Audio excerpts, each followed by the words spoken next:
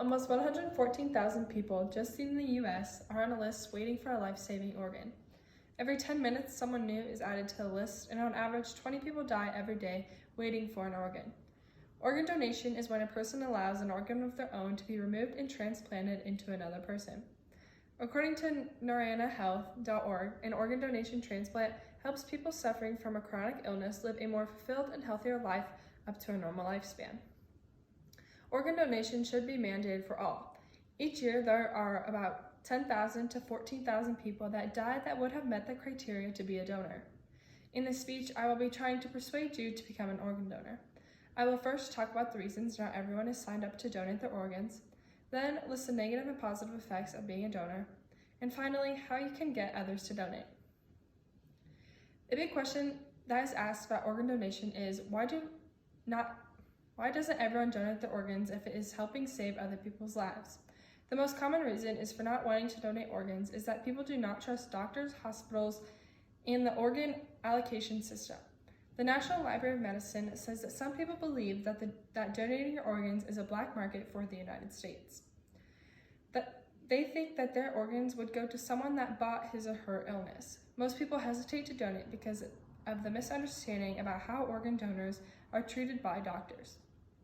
There are many people that believe that if a doctor knows you are a registered donor, they would do everything that they can to save your life.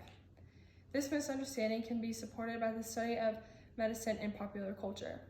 Research says that if you regularly watch Grey's Anatomy, you are more likely to buy into medical mistrust.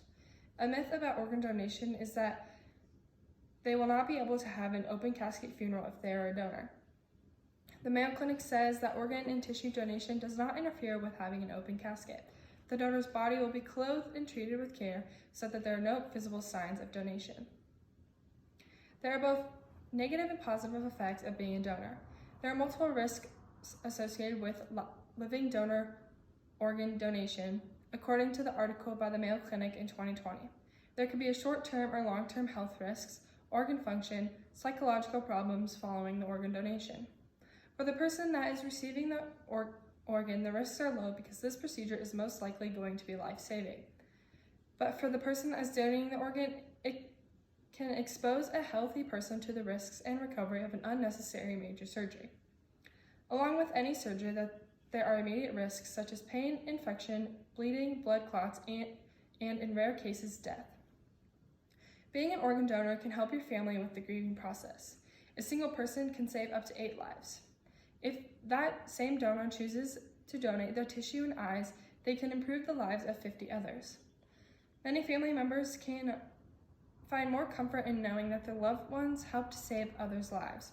It is also free to be a donor, so why wouldn't you do it if you can benefit others? There is no cost to donate your organs because it is all covered by the organ receiver and the organ recovery organization. It might be easy to just talk about organ donation to other people, but the hard part is going to be to convince them to actually do it. An easy way to let others hear about organ donation and the good things that go along with it is by spreading awareness.